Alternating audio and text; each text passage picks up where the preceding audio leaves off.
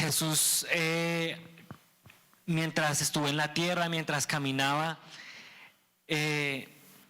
todo el tiempo hablaba el evangelio del reino. Y en estos capítulos de Mateo 5, 6 y 7, él da como un estándar, cómo se ve un ciudadano del reino de los cielos, cómo se ve un ciudadano digno del reino de los cielos. Y por eso vimos las bienaventuranzas, vimos un poquito acerca de la persecución, hablamos de la sal, de la luz, vimos cómo Cristo vino no a anular la ley sino a cumplirla. También vimos en el versículo 21 de Mateo 5, hablamos acerca del homicidio, que realmente se asocia es al odio o a la ira contra nuestros hermanos. Y vamos entonces ahora al versículo 27. Yo voy a leer la Nueva Biblia de las Américas, va a estar puesta aquí en la versión, pero en la versión que usted tenga está perfecto. Versículo 27 dice: ustedes han oído que se dijo, no cometerás adulterio. Pero yo les digo que todo el que mire a una mujer para codiciarla, ya cometió adulterio con ella en su corazón. Si tu ojo derecho te hace pecar, arráncalo y tíralo, porque te es mejor que se pierda uno de tus miembros y no que todo tu cuerpo sea arrojado en el infierno. Si tu mano derecha te hace pecar, córtala y tírala, porque te es mejor que se pierda uno de tus miembros y no que todo tu cuerpo se vaya al infierno. Bien blandito Jesús para decir estas cosas, ¿sí o no? Creo que esto es un mensaje severo, pero necesario. Creo que Jesús, me gusta como Mateo lo habló hace unos días en la prédica, que si acaso Jesús cuando volteó las mesas en el templo o cuando le dijo a los fariseos víboras o lo que fuera, y todo lo que Jesús hacía que parecía tremendo y severo, si en algún momento él perdió el amor al hacerlo. Y pues la respuesta es no, y no es la excepción con este texto. Es un texto severo, pero completamente necesario la intensidad con la que está hablando esto. Durante varios versículos ya que hemos visto en Mateo 5, inclusive desde el anterior, él hace una comparación con los 10 mandamientos, ¿no? Entonces, por eso aquí dice, ustedes han oído que se dijo. Cuando habla de eso está hablando de los 10 mandamientos. En los 10 mandamientos ustedes han escuchado, uno de los mandamientos es no cometas adulterio. Y ya ha dicho, en la anterior decía, ustedes han oído decir, no mates, ¿sí? Ya haciendo referencia a los 10 mandamientos.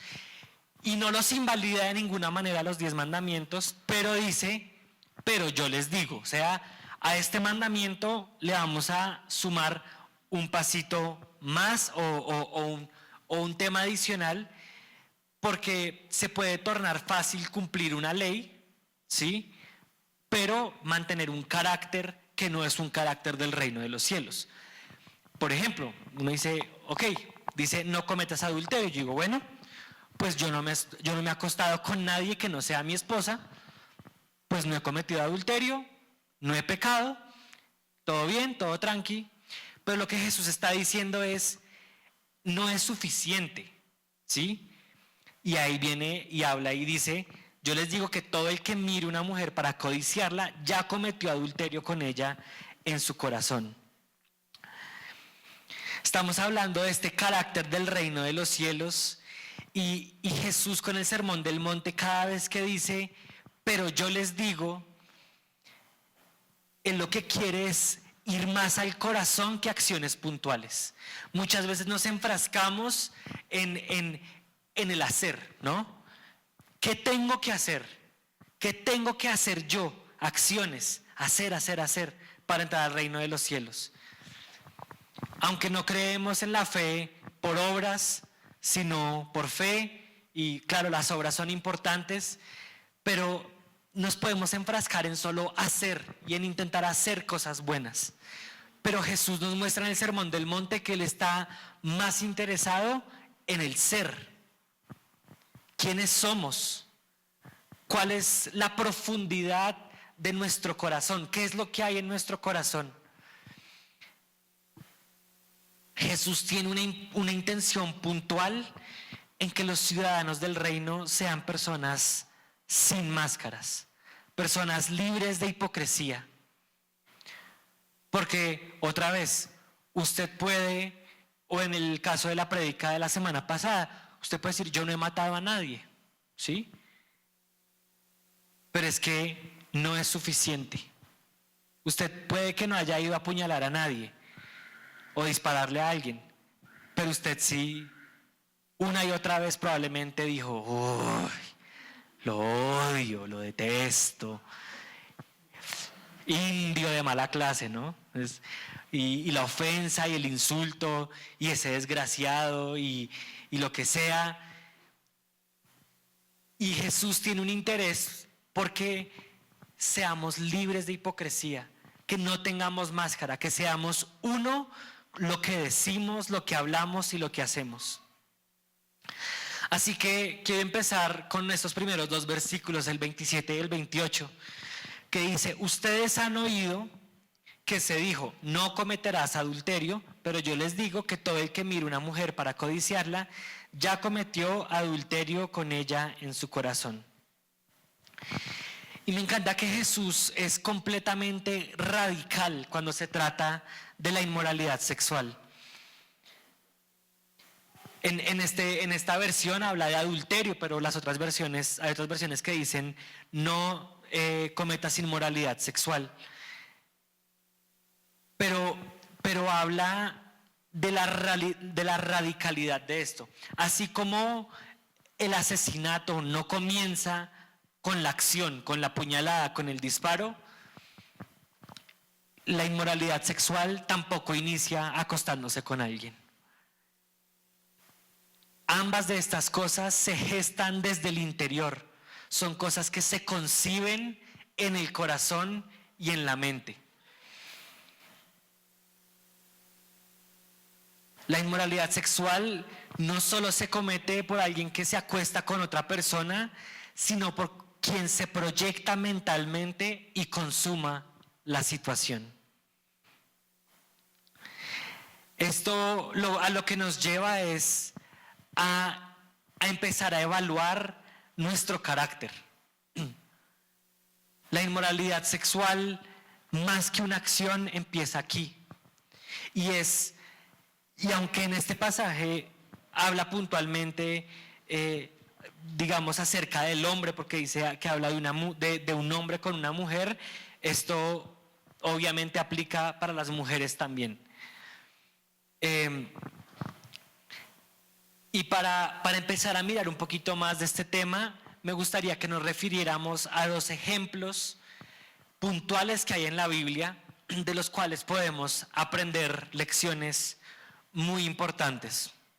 Así que vamos a Génesis capítulo 39, desde el versículo 6.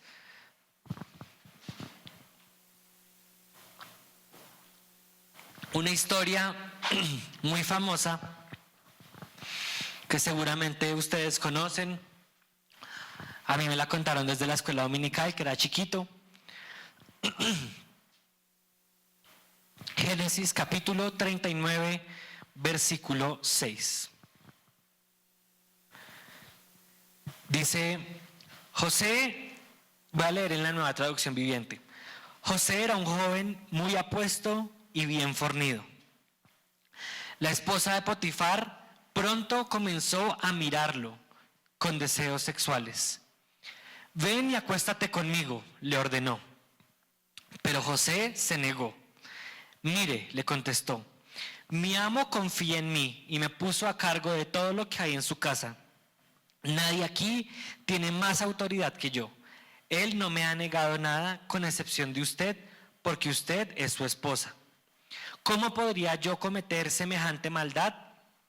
Sería un gran pecado contra Dios.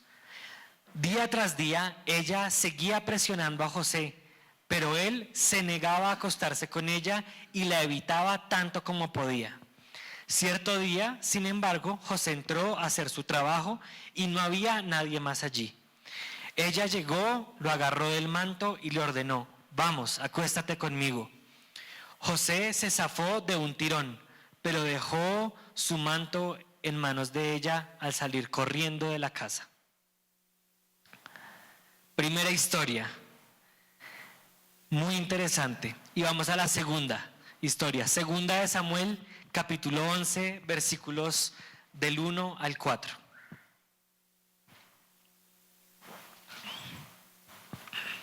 Segunda de Samuel 11, del 1 al 4.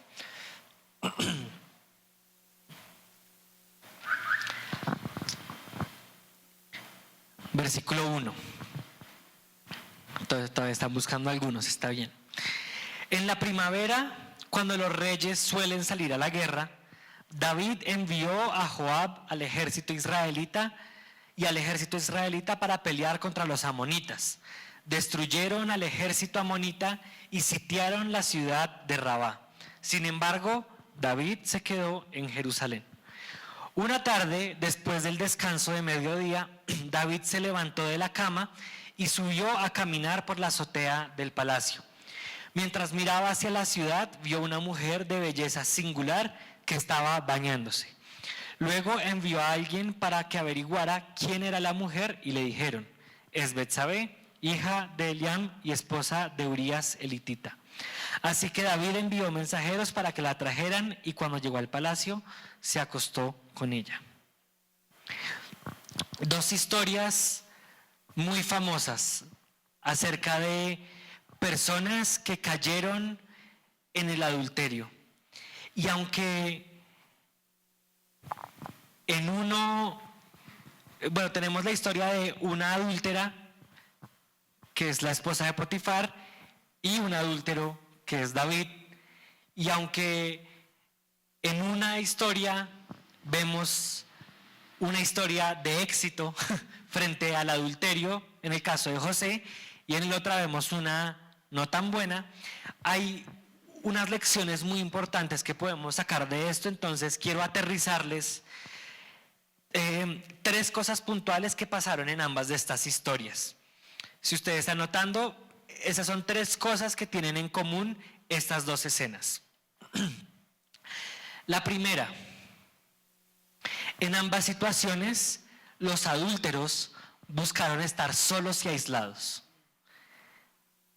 La primera cosa que tienen en común estas dos cosas, si se da cuenta, David estaba todo el ejército, todo el palacio desocupado, todo el mundo en la guerra, y el rey cómodo estaba por ahí parchando, tomando siesta al mediodía, el palacio solito, andaba por ahí dedicándose al ocio.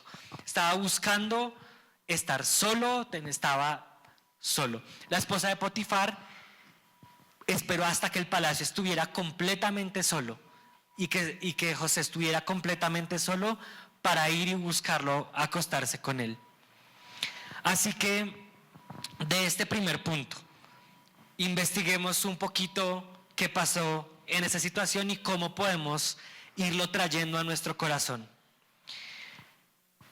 Y te invito a pensar cuál es la raíz de tu inmoralidad sexual. Estos dos adúlteros de estas dos historias buscaron espacios solos, buscaron estar solos y aislados. ¿Cuál es la tuya? Tanto la esposa como de Potifar como de David estaban dedicados al ocio, a hacer nada, a estar por ahí. ¿Qué entorno te lleva o te tienta al pecado? En el caso de ellos fue buscar estar aislados y solos, también el ocio, pero en tu caso, ¿cuáles son esos detonantes? ¿Cuáles son esas situaciones?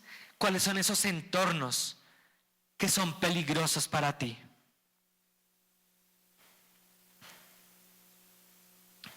invito a que hagas estas preguntas, escríbelas y medita en ellas. Segundo punto de cosas que estas dos historias tenían en común. Ambos vieron primero y permitieron que sus pensamientos se convirtieran pecaminosos. Pasaron de ver a desear. En ambas situaciones, pasaron de ver a desear. Esta mañana justo estábamos hablando de eso con los de la alabanza. No sé por qué terminamos hablando de ese tema, pero el ojo humano siempre va a tener la tendencia de contemplar lo hermoso. Es normal, ¿sí? Uno ve un carro bonito y un color precioso y uno lo mira y dice, ¡uf, qué carro tan bonito! O uno va pasando y ve una flor muy, muy bonita y dice, esa flor, a Majo le encantan las flores y ella se queda mirando las flores y dice, qué cosa tan espectacular. A mí no me pasa eso. Yo digo, bonita la flor, pero pues normal. Pero me pasa con los carros, ¿sí? También. Pero con el sexo opuesto puede pasar. Usted puede caminar por la calle y usted puede decir, oiga, esa persona está chusca, ¿no? O sea, bacana. Entonces la mujer ven al man fisioculturista y lo ven todo marcadito, no sé qué, o si tiene una camiseta apretadita que se le nota la chocolatina y todo el tema, y dicen, uy, está como guapito ese man, o lo que sea. De hombres también puede pasar una mujer hermosa por la calle, uno puede decir, oiga, simpática, todo el tema, pero cuando hay una segunda mirada, ahí es donde se empieza a complicar la cosa. Puede pasar y dice, bonito, bien, sigo mi camino, pero si vi algo que me gustó y volví otra vez, y volví otra vez, y volví otra vez, empezó a gestarse algo en la mente que no debería estarse gestando. Vieron y pasaron de ver a desear.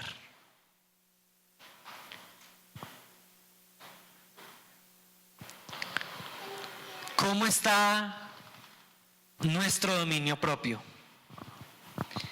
¿Ves algo que te gusta y quieres ir a verlo una segunda, una tercera, una cuarta vez? ¿Permites que tu corazón pase de ver a desear con frecuencia? ¿Cómo está tu corazón frente a este tema?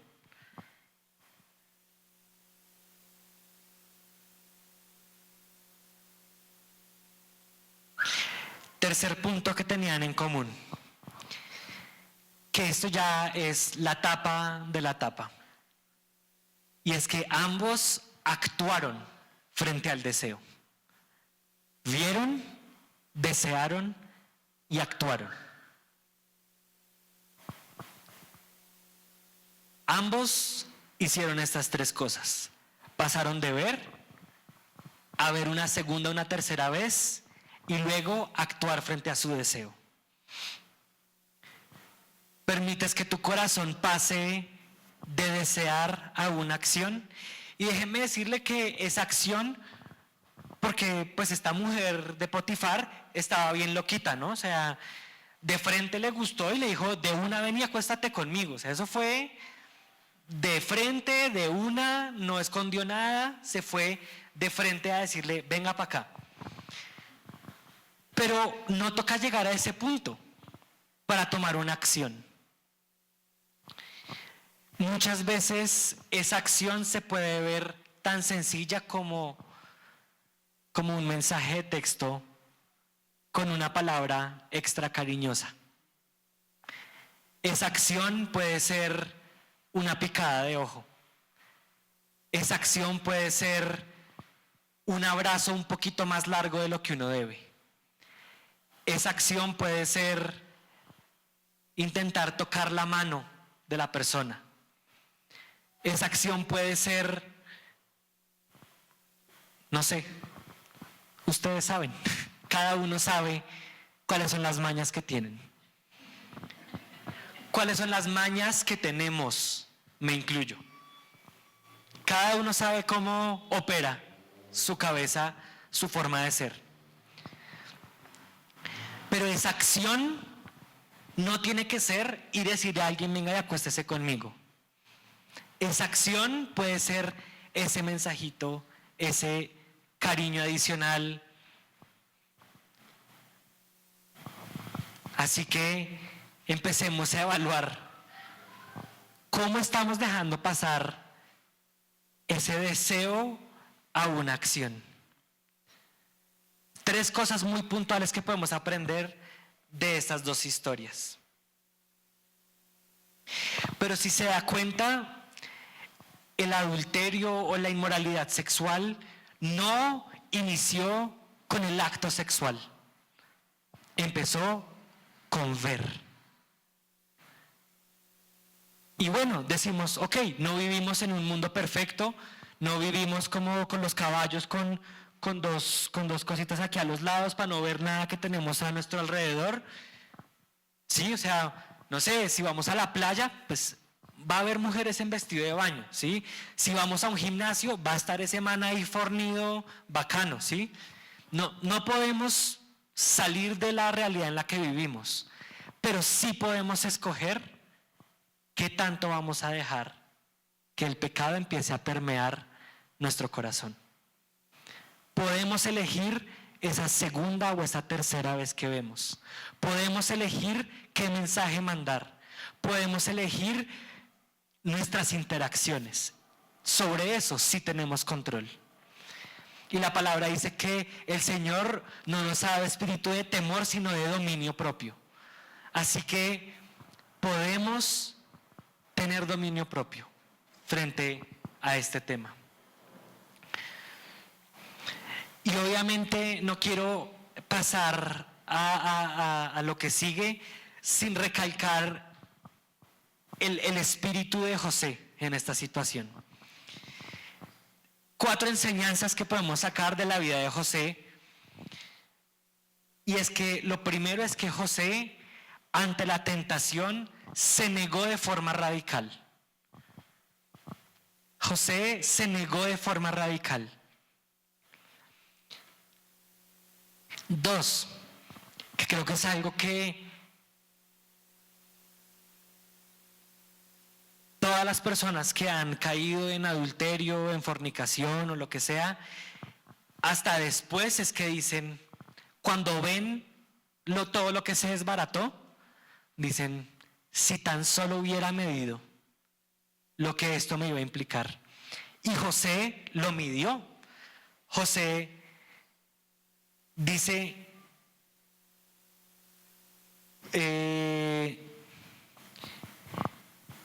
mi amo confía en mí, me puso a cargo de todo, nadie tiene más autoridad que yo, mi amo no me ha negado nada. Dice, ¿cómo puedo yo cometer semejante maldad? José midió la situación con sobriedad.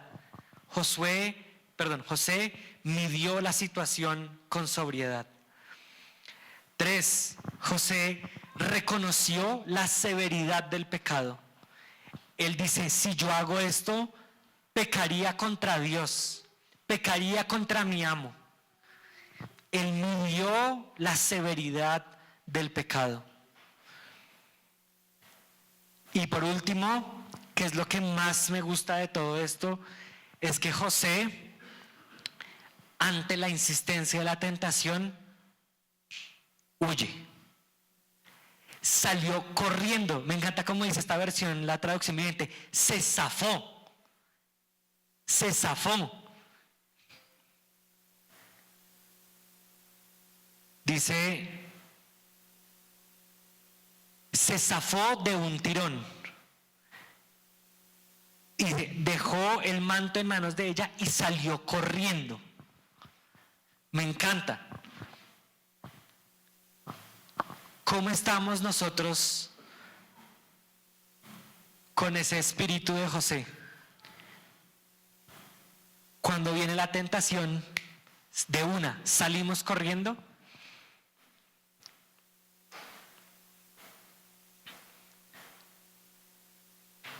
Tremendo. José huye. Y eso es lo que toca hacer frente a la inmoralidad sexual, frente a la fornicación, frente al adulterio. Huye. Esto es severo. Como José, él mide con sobriedad la situación.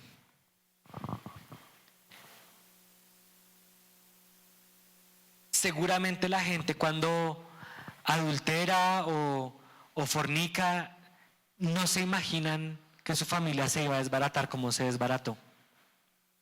Ya después de que todo está hecho y que no hay vuelta atrás, dicen, si tan solo hubiera medido eso. Pero podemos medir la situación, podemos ser sobrios cuando llega la tentación. Vamos a volver Mateo 5, ahora versículo 29 y 30.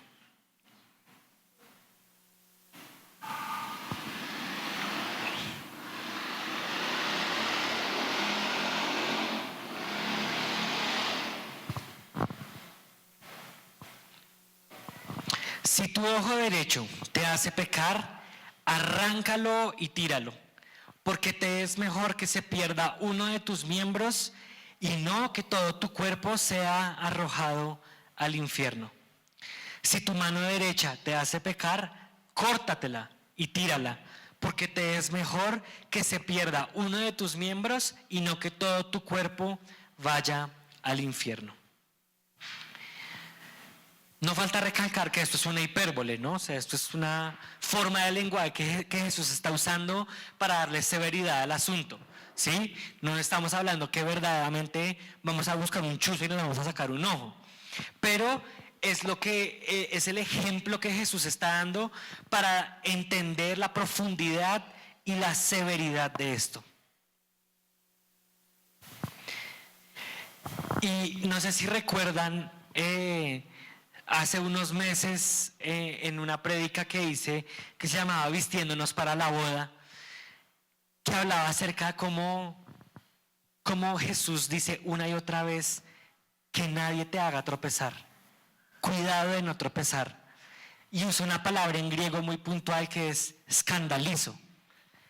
Escandalizo habla de tropiezo, y es muy curioso que acá vuelve y usa esa palabra escandalizo. Dice, cuando dice si tu mano derecha, cuando dice te hace pecar, está usando otra vez escandalizo. O sea, cuando tu mano derecha te haga tropezar, arráncala. Si tu ojo te hace tropezar, arráncatelo.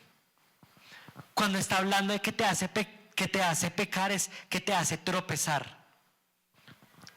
¿Qué hay en tu entorno que te hace tropezar? ¿Qué tienes en tu entorno que te hace tropezar? Para que te lo arranques. Me encanta en inglés, la Biblia en inglés, me encanta que cuando dice te es mejor que se pierda, en inglés la Biblia dice te es más rentable. Es decir, traduciéndolo es mejor negocio arrancarte un ojo que morir quemado en el infierno. Y si uno mide la realidad de esta situación, yo creo que yo prefiero perder una mano que ser arrojado al infierno.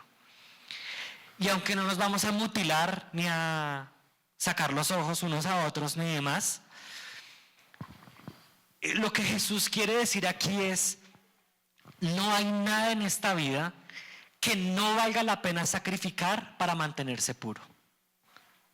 No hay nada en esta vida que no valga la pena sacrificar para mantenerse puro.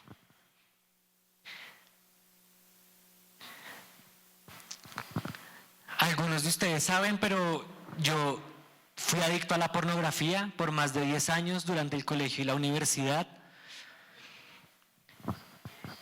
Y yo veo esto y yo digo, si a lo mejor me hubiese tocado tirar mi celular a la basura y mi computador, era mejor negocio. que haber seguido por años consumido en pornografía. No hay nada que no valga la pena sacrificar para mantenerse puro. Y ya que estamos hablando de esta como radicalidad frente al pecado, me encanta, hay un ejemplo en la Biblia que me encanta frente a la radicalidad y la seriedad del pecado. Así que vamos a Segunda de Reyes, capítulo 23.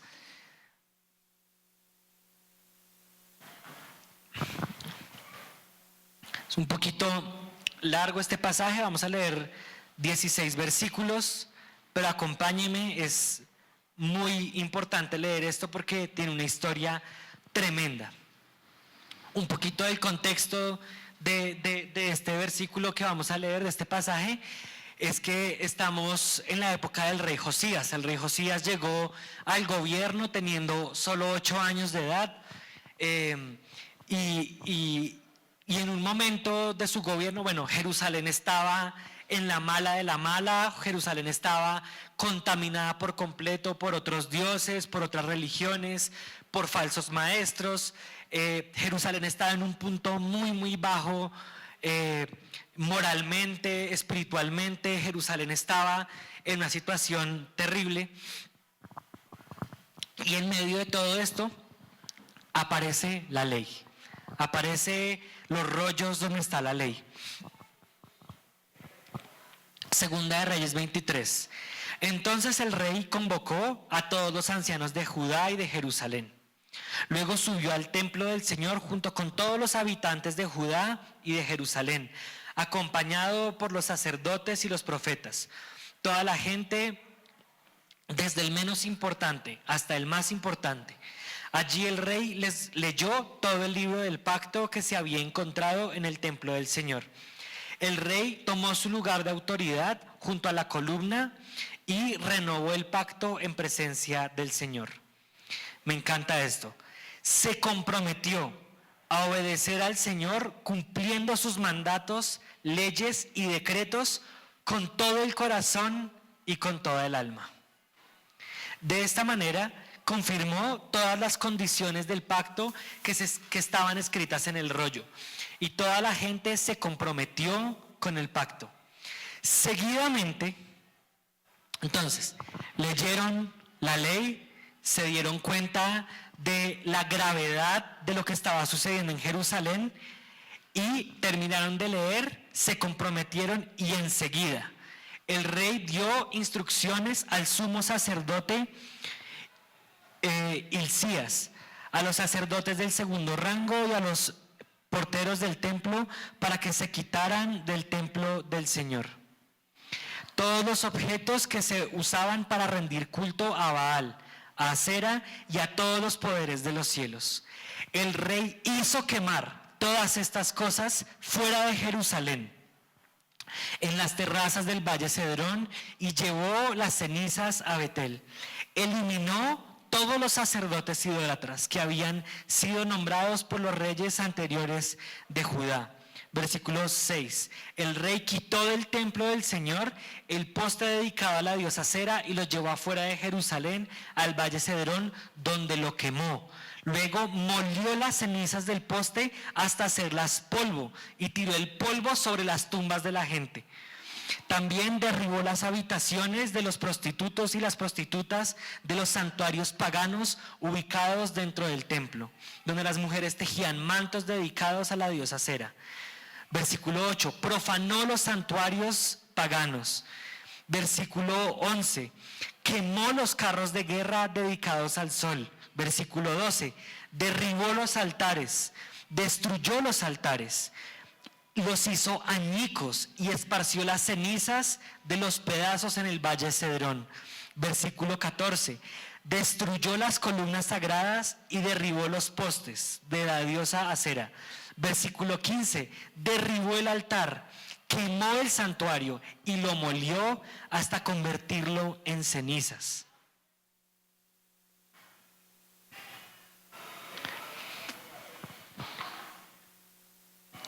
Ese es el nivel de radicalidad con el pecado. pagano, con lo que no es. Este tipo de actitud es lo que Jesús se refería cuando le decía, sácate un ojo. A esto se refiere, es decir, si mi computador es la fuente más que de jugar o hacer tareas para ver pornografía, pues tiro mi computadora a la basura. Es ese nivel de radicalidad. Josías no le dolió, no le tembló la mano quemar, profanar. Me encanta que dice que volvió las columnas polvo. Imagínese una columna de 5x4 de, no sé, mármol, cemento, no sé, y destrozarla hasta convertirla polvo. Es ese nivel de radicalidad a lo que Jesús se refiere cuando le dice, sácate un ojo o córtate una mano.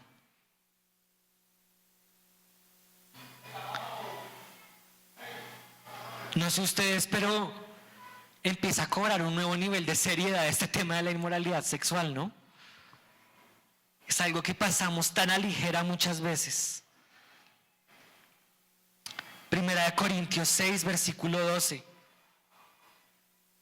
En adelante está en la pantalla, dice, esto es un versículo muy común, dice, todas las cosas me son lícitas, pero no todas son de provecho. Todas las cosas me son lícitas, pero no me dejaré dominar por ninguna. Los alimentos son para el estómago y el estómago para los alimentos, pero Dios destruirá a los dos. Sin embargo, el cuerpo no es para la fornicación, sino para el Señor, y el Señor es para el cuerpo. Y Dios, que resucitó al Señor, también nos resucitará a nosotros mediante su poder. ¿No saben que sus cuerpos son miembros de Cristo? ¿Tomaré acaso los miembros de Cristo y los haré miembros de una ramera? De ningún modo. ¿O no saben que el que se une a una ramera es un cuerpo con ella? Porque Él dice, los dos vendrán a ser una sola carne. Pero el que se une al Señor, un espíritu es con Él. Huyan de la fornicación. Todos los demás pecados que un hombre comete están fuera del cuerpo, pero el fornicario peca contra su propio cuerpo. ¿O no saben que su cuerpo es el templo del Espíritu Santo que está en ustedes, el cual tienen de Dios, y que ustedes no se pertenecen a sí mismos? Porque han sido comprados por un gran precio. Por tanto, glorifiquen a Dios en su cuerpo y en su espíritu, los cuales son de Dios. Su cuerpo no es suyo, es de Dios. Y si usted se hace llamar un hijo de Dios, usted es uno con Dios. Así que cada vez que usted comete una inmoralidad sexual, lo que está haciendo es adulterando. Usted puede ser soltero, puede no estar casado, pero cada vez que comete inmoralidad sexual, cada vez que mira a una mujer o un hombre con deseo, está pecando contra Cristo, que es su esposo y quien es dueño de su cuerpo.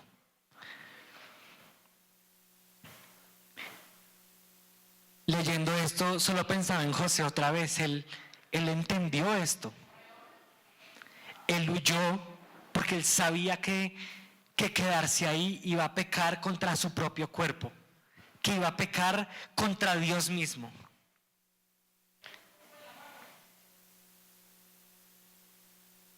¿Cómo cree que su esposo, Cristo, se pone cada vez que usted comete inmoralidad sexual?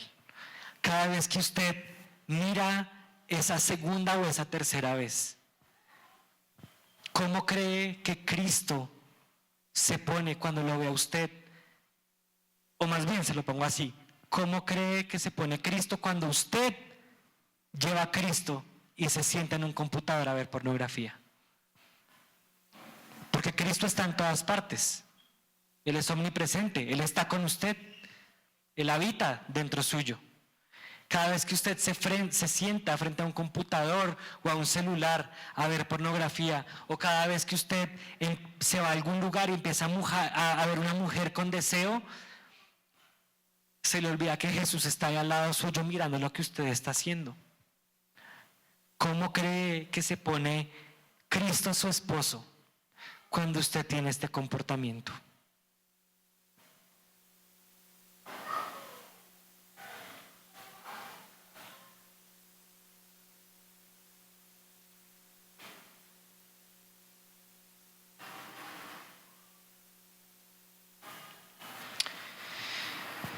Ya para terminar, me gustaría hablar un poquito, estamos hablando finalmente de los ciudadanos del reino.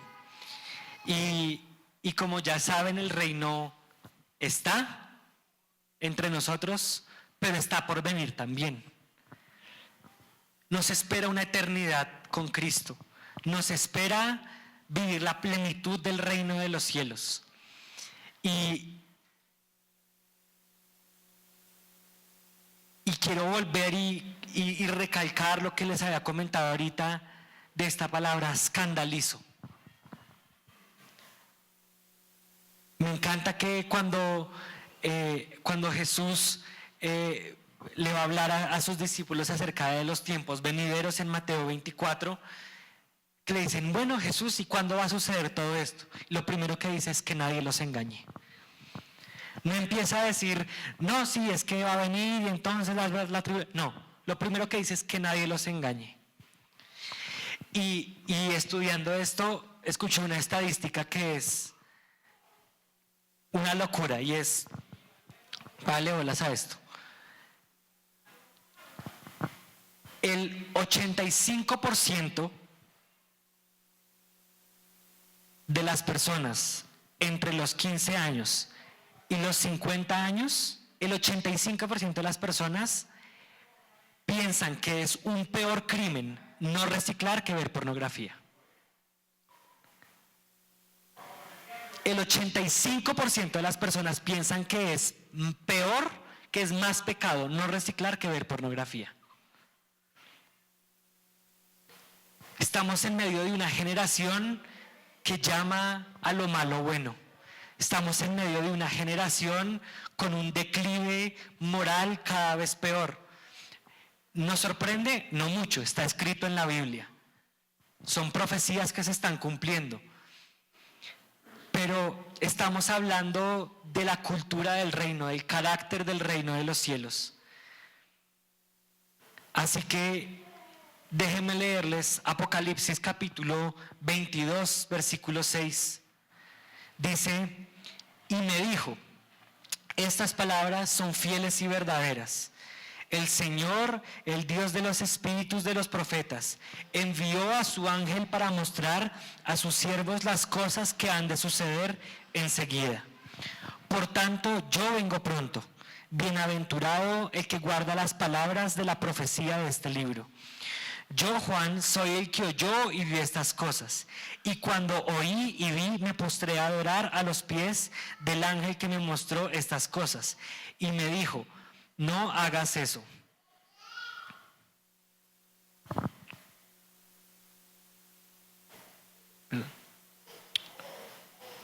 No hagas eso. Yo soy consiervo tuyo y de tus hermanos los profetas y de los que guardan las palabras de este libro. Adora a Dios. También me dijo, no selles las palabras de la profecía de este libro, porque el tiempo está cerca. Que el injusto siga haciendo injusticias, que el impuro siga siendo impuro, que el justo siga practicando la justicia y que el que es santo siga guardándose santo.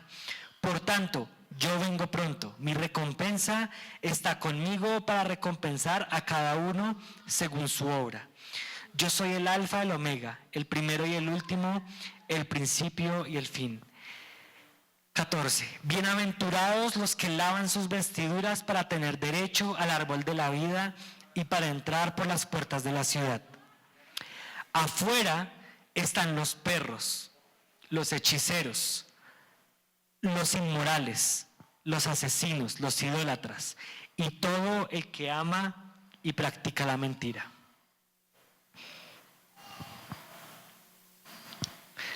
hay un espacio designado para el que es inmoral sexualmente, y es fuera del reino. Y esto es tremendo, que dice: bienaventurados los que lavan sus vestiduras, esto lo hablamos en la prédica de las vestiduras, para tener derecho al árbol de la vida. Pero afuera están los inmorales, los que cometen la inmoralidad sexual. Están afuera de las puertas de la ciudad. Apocalipsis 21 también, versículo 8 dice: pero los cobardes, los incrédulos, abominables, asesinos, inmorales, hechiceros, idólatras y todos los mentirosos tendrán su herencia en el lago que arde con fuego y azufre. Hay consecuencias gravísimas para los inmorales. Y como veíamos ahí en Apocalipsis, dice: Cristo viene pronto. Y la pregunta que te quiero hacer es: ¿cómo quieres ser hallado? ¿Cómo quieres ser hallado? Cuando Él venga y tengas a Jesús frente a frente,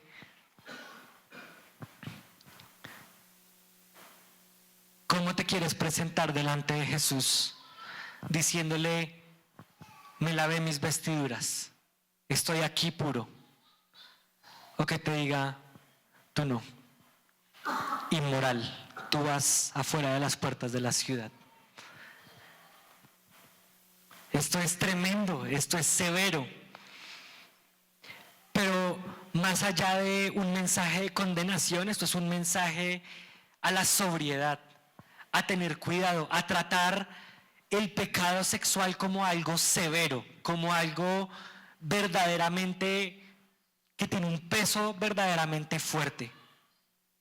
¿Se acuerdan? Hace unas semanas en la prédica hablábamos de ser irreprensibles. Que Satanás no tenga de dónde prendernos, de dónde agarrarnos. Le estás dando lugar al enemigo, al acusador, para que diga: Jesús, mira, ese hijo tuyo, míralo, ahí está, viendo pornografía. Míralo, ahí está mirando mujeres. Míralo, ahí está mirando a esa mujer 2, 3, 4 veces. Mira, ahí está, ese que dice ser hijo tuyo, míralo, ahí está, masturbándose todos los días. Irreprensible es no darle nada a Satanás para que nos prenda, para que nos acuse. Esto es un llamado a ser irreprensibles. Un ciudadano del reino debe mantenerse sobrio, debe mantenerse irreprensible en todas las áreas, pero hoy estamos enfocándonos en esta área del pecado sexual. Mantengámonos irreprensibles. Para terminar, para cerrar, quiero leerles 3 versículos que me tocaron mucho en mi caminar, saliendo de la adicción a la pornografía, que han sido claves y que no tiene que ser una persona adicta a la pornografía para venir y practicar esto, que son cosas que podemos hacer para andar en este caminar puro. Proverbios 28:13 dice: el que encubre sus pecados no prosperará, pero el que los confiesa y los abandona hallará misericordia. Santiago 5:16: por tanto, confiésense sus pecados unos a otros y oren unos por otros para que sean sanados. La oración eficaz del justo logra mucho. Salmo 119:9: ¿cómo puede el joven guardar puro su camino? Guardando tu palabra. ¿Quieres tener un caminar puro? Confiesa tu pecado y abandónalo. Confiesa tu pecado y abandónalo.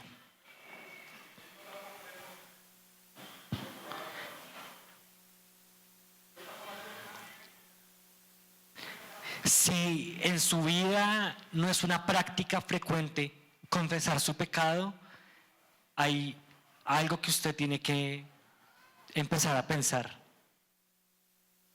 Porque todos pecamos, todos estamos destituidos de la gloria de Dios, ¿sí? Todos somos pecadores. Pero nosotros sí podemos decidir qué hacer con el pecado. Podemos ocultarlo o sacarlo a la luz y buscar sanidad. El que confiesa y abandona su pecado hallará misericordia. Y me encanta que el versículo de Santiago, porque dice, confiésense unos a otros sus pecados y oren unos por otros. Si usted confiesa su pecado a otros, va a tener personas que van a estar velando por usted.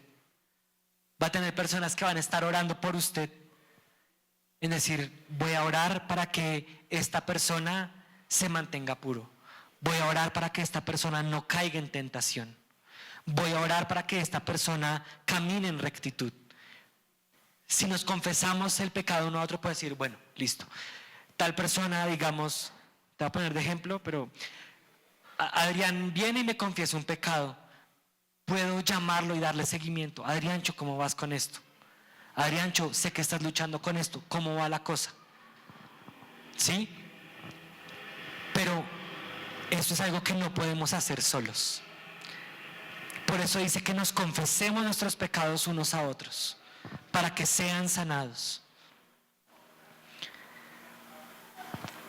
Me encanta en la conferencia que hubo hace poquito de Toma tu lugar, Douglas hablaba de esto y él decía, da un ejemplo en el metro de Sao Paulo, que él dice que una persona experimentada se sube al tren y una persona novata se sube al tren y dice, no tengo de dónde agarrarme. Y el anciano que ha estado montando el metro de Sao Paulo le dice, no te vas a caer. Pues que no tengo dónde agarrarme, no te vas a caer. Pues porque te subes al bus, al tren, y va tan lleno que tienes una persona adelante, una atrás, una al lado y una al otro. Y cuando el tren frena duro, tienes a alguien al frente que no te deja caer y alguien al lado que no te deja caer. Esa es la hermosura de la iglesia local. Esa es la hermosura de la familia en Cristo. Que podemos traer nuestros pecados, confesarlos unos a otros, para que no haya una próxima vez. Para que decir, hey, yo te sostengo. Si estás luchando con esto, ven, vamos juntos, yo te acompaño. Pero saquemos los pecados a la luz. Confesemos nuestro pecado. Este pecado de la inmoralidad sexual es un pecado vergonzoso, trae mucha vergüenza, trae mucho dolor. Pero ese pecado continúa contaminando porque como es tan vergonzoso no se saca a la luz y ahí sigue, calladito. No es un pecado muy evidente, ¿sí? No en todos los casos, hay unos en los que sí, unos en los que no. Pero saquémoslo a la luz. Confesemos el pecado para que Satanás no tenga de dónde agarrarnos. Padre Santo, gracias por tu palabra, gracias porque podemos aprender tanto de ella. Oramos que halles en tu iglesia una iglesia irreprensible y oro en esta mañana en el nombre de Jesús que todo pecado sexual sea sacado a la luz. Que toda inmoralidad sexual que haya entre nosotros sea sacada a la luz para que la luz verdadera de Cristo la alumbre y para que no haya más contaminación. Que como dice Corintios, que esa levadura vieja que está contaminando la masa sea arrancada y que seamos una iglesia sin levadura, una iglesia con una masa nueva, Señor. No queremos que este pecado que está entre nosotros continúe avanzando y tomando lugar. Trae a nuestra iglesia un espíritu de arrepentimiento, de confesión de pecados, y que a partir de este día toda adicción a la pornografía sea terminada ahora en el nombre de Jesús, que toda cadena de pornografía sea rota hoy en el nombre de Jesús, que haya libertad en Cristo, que haya libertad, Señor, que todo pecado que nos esté reteniendo, que todo pecado que nos esté estorbando nuestro crecimiento contigo sea arrancado de raíz hoy en el nombre de Jesús. Queremos ser una iglesia pura, una iglesia irreprensible, que cuando venga el acusador le digamos: aquí no tienes nada que hacer. Y que cuando tú vengas, Jesús, hayas en nosotros una iglesia pura, una iglesia que dice: me guardé para ti, Jesús. En el nombre de Jesús. Amén.